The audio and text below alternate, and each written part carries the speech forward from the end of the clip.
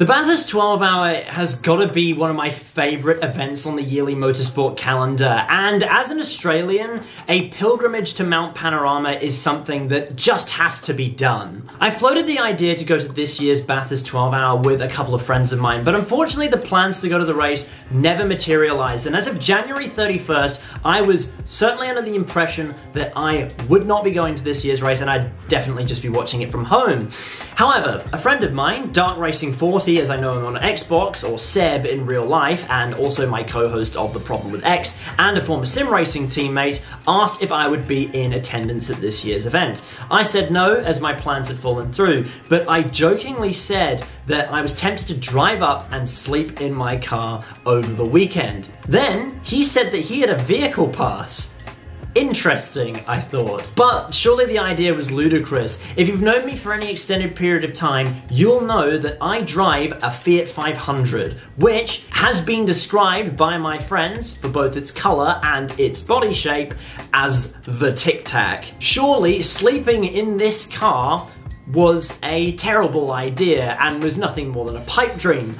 But then I thought, life is too short. Screw it, let's do it. I arrived at Mount Panorama around midday on Saturday after taking the brilliant B59, otherwise known as the Bells Line of Road, up from Sydney. Unfortunately, I don't have any footage of my arrival, but rolling into Bathurst and looking up the hill and seeing the big white letters, Mount Panorama, on the side of the mountain looming over was just such a surreal and exciting experience after years of seeing this place on TV and driving it in sim racing games. I was actually at the foot of the mountain going to see my first ever race there. Anyway, I met Seb at the gate entrance to McPhillamy Park, and after receiving my vehicle pass, I followed him up to the campsite, parked up, made the short walk across the campsite to trackside, to where I was greeted with this. Now,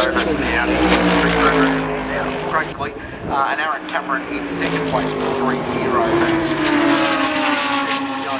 Fine. They could be one of the cars to make the 8 pro cars. On an amusing note, for those of you who don't know Seb, which I'm assuming is the vast majority of you, Seb has an alter ego. And because of this, he's become something of a micro-celebrity within the Australian racing community. If you ever see anybody at an Australian racetrack wearing a Lego head or see this person pop up on a broadcast, that is the person that I was spending the weekend with. As I explain in a bit, we eventually went down to the paddock, and it's amazing to see him get regularly stopped by fans for photographs. Anyway, I'd arrived essentially in time for qualifying, and shortly afterwards we got to see the hotly anticipated demonstration of Liam Lawson taking to the track in the 2011 Red Bull RB7 Formula 1 car. Forward, free into Formula 1. Audi coming into Formula 1. The 12 Hour, of course, had some support races, being Formula Ford and the combined sedans, but I don't actually have any footage of those because while those races were going on, I was with Seb having a look around the paddock. After descending the mountain in Seb's ute, we arrived at the gate entrance and we were greeted with a fantastic array of cars. Old Porsche racing cars, a Ferrari GT car, and even a Red Bull Formula 1 car. The good thing about most racing events outside of Formula 1 is that fan accessibility behind the pit lane is pretty great. And there are even a few vendors there. It's so cool seeing all these teams, cars, and personalities that you've seen on TV and international racing in real life with your own eyes. However, the standout sight from this year's event was the WRT pit. 2023 is WRT's first season of racing with BMW after the collapse of the Audi LMDH program saw the two parties part ways. At the beginning of 2022, so last year, WRT took on a new driver, and that driver was none other than 7-time MotoGP World Champion Valentino Rossi, who decided to make the switch from 2 wheels to 4, and the crowd came out in force. The line for Rossi fans waiting for an autograph literally literally stretched halfway up the pit lane, and various security staff and personnel were standing around waiting to move us on if we tried to jump the queue. However, we weren't there for an autograph. We were just there to enjoy the chaos and drink in the sights and sounds. And sure enough, the big man did eventually arrive, and we were standing so close to him as well. Anyway, here's Seb's take on the whole thing.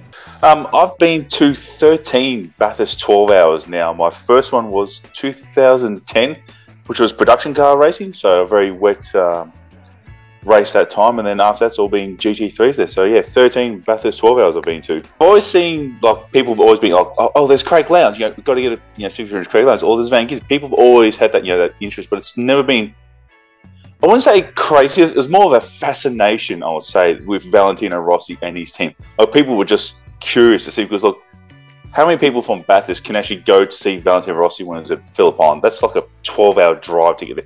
And now he's come to their own doorstep. The fascination to actually see the man and watch him actually do his craft at Bathurst was, quite fascinating to see all these people, and the intrigue and interest that people had to see him race at Bathurst was very high. The main thing that stood out for me, standing behind the WRT pit, was actually security. Because of all the Bathurst 12-hour, you see security around, like at gate entrance, but you go into the paddock, you go up to the campsite, there's security there. But they actually had their own personal security at their garage that stayed there all the time. The security wasn't leaving that team alone. There was always security around. So it kind of felt like they were doing the job protecting Rossi, because they didn't know how big or how manic or how crazy it could be. But the feel was just general hype of people around, like when we went to go down to see for the autograph session they had behind pit lane, there were people queuing up from midday to get his autograph, and the autograph session didn't start till like 3 or 4 p.m. that day. So they were and it wasn't cold; it was pretty hot in the sun. So they were there for a good 3 hours in the sun just to try and get an autograph from Valentino Rossi. So okay, yeah, Dark Racing 40 on Twitch, variety stream. I do DVD. I do sim racing, I do some other games, so just casual game, come down, have a look-see, say hello. Shortly afterwards, we made our way back up the mountain for the rest of qualifying, which we were treated to an absolute show. The top 10 shootout saw the top 3 separated by under 0.3 of a second, with Maro Engel in the 999 Grouper M Mercedes breaking his own qualifying record, setting the first ever sub 201 lap at the Bathurst 12 hour. Aside from a few exhibitions, this brought about the end of Saturday's on-track action. From here, I got to see a side of Bathurst that I never really knew about. For a few weekends a year, Mount Panorama essentially turns into a small town, and those people don't go away once the cameras stop rolling and the racing cars are put away for the evening. The track becomes open to the general public, and from McPhillamy Park you can make your way through a gap in the fence and just walk out onto the circuit. Here we actually found people just before Skyline at the very top of the track playing a game of cricket. But I just thought that was awesome. Seb was pretty keen to show me just how extreme the elevation changes are, and to do this, we decided to walk from Skyline to Forest Elbow. Now, let me tell you, no TV broadcast or sim racing game does this track justice. The section of the track through the S's and the Dipper is incredibly steep, far steeper than the TV cameras make it out to be. And basically every corner is blind as well. We even touched on the crash that Chaz Mostert had here back in 2015. From the moment his car first made contact with the barrier, Mostert would not have been able to see where his car would eventually come to rest at Forest Elbow. Now, whenever I watched a race from Bathurst or did a sim race on the Mount Panorama circuit, I was always under the impression that the track began to flatten out once you got out of the elbow. But that certainly isn't the case. In fact, it descends more dramatically than I could ever have imagined. This footage probably doesn't do the best job of displaying exactly what I mean, as by this time it was starting to get dark, but I think you get my point. It's then that you can look behind you, looking up at the top of the mountain to just see how far you've actually just descended, and it is such an incredible drop. Our original plan had just been to walk to the elbow, but now Seb wanted to show me the chase, which you also cannot see from Conrod Straight just because of how much this track undulates. After the chase, we decided to walk to the pit lane, despite the fact that we knew that if we did that, we would have essentially dug ourselves a hole of walking the entire track. Miraculously, pit lane was still open, and there were a few garages still open with teams still working on their cars. One of the most notable teams still hard at work was the number 912 Manthey EMA Motorsport Porsche team, who had emerged from qualifying as one of the clear contenders for the race. This was the first time that the Grello car was returning to Mount Panorama since 2018. The garage doors to the key Mercedes contenders were also open. Here we have the Sun Energy 1 car, who were the defending race winners, the pole-sitting Gripper M Mercedes, and finally the 888 machine. From there, we began our ascent back up the mountain and back to our campsite. Now, as I discussed at the beginning of the video, I had to sleep in my tiny little Fiat. As I discovered this weekend, I will literally do anything if it means I can go and watch car racing. A quick note here, I also made the rookie mistake of running my camera battery out on the first day, and with no way of charging it, I had to switch to my phone for the remainder of the event. Anyway, here's what my sleeping arrangement looked like. So if anybody is wondering if it's possible to go to the Bathurst 12-hour in a Fiat 500 and sleep in the Fiat 500, let me show you my setup. Basically, load of stuff. There's stuff in the boot. Got my pillow here, sleeping bag on the fully reclined front passenger seat. It's the Fortress of Dreams, lads. Fortress of Dreams. I'm going to go to sleep now and then hopefully wake up for the start of the race tomorrow. So after one of the roughest sleeps that I've had in my life, we woke up to this. And then in front of a massive crowd to the top as they head to visibility and rock skyline.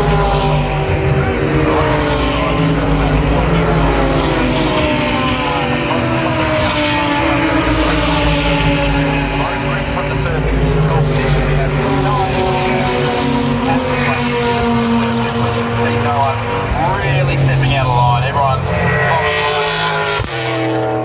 The sunrise on the mountain at Bathurst is something to behold. Couple that with the diversity of sights and sounds of GT3s, GT4s, and the ear-piercingly loud Mark Mazda breaking the tranquility of the morning, and it just makes for an experience that every race fan should see at least once in their life. It is pretty cold, so if you camp on the top of the mountain, despite the race being run during the Australian summer, bring warm stuff. I also decided to counter this coldness by getting myself a bacon and egg roll maybe an hour or two into the race, which you can get from the Bathurst City Red Tops Soccer Club. As the race settled into its rhythm, and those who'd made the mistake of staying up too late the night previous went for their naps, I began exploring, making my way first to where Skyline dips into the S's on the run back down the mountain, which serves as a fantastic video and photo opportunity. Oh my God. Here we go.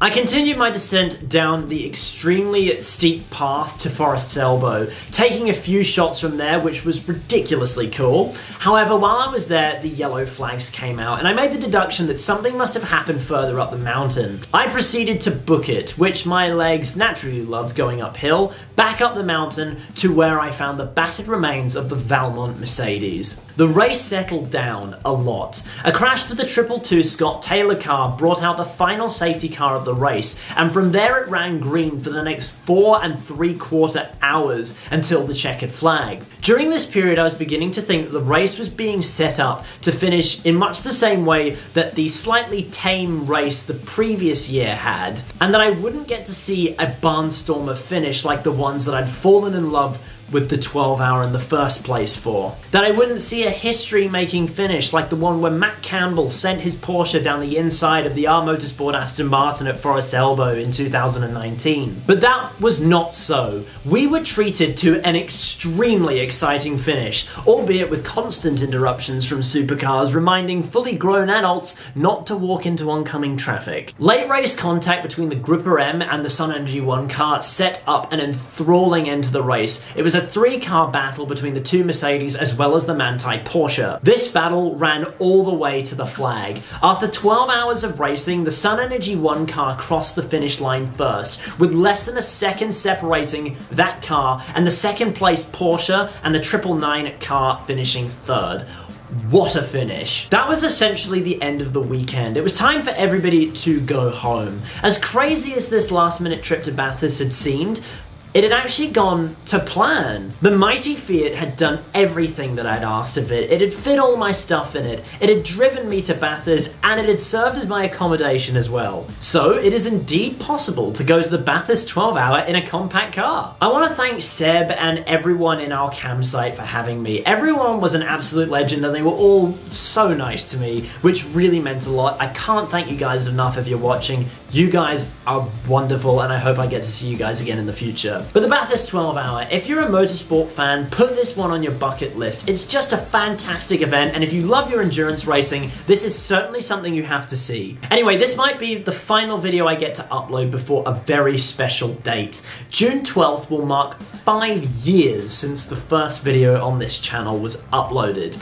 I just wanted to thank everybody for this incredible journey so far. I've had YouTube channels before this, and I've actually been doing YouTube videos since I was 10 years old. If you told that kid that he'd one day have over 4,000 subscribers and 2 videos with view counts into the 100,000s, you'd have blown his mind. So many people have made the success of this channel possible, and so many people have believed in it too, which to those people I can say nothing but thank you. I know videos on this channel can be few and far between these days, but just know that I put all of my effort into the ones that are uploaded, and I want them to be of the best quality possible. I want them to be of as high information value as possible and high entertainment value as well. Anyway, thank you so much again, everybody. That's it from me. Like, subscribe, and I'll see you next time. Goodbye.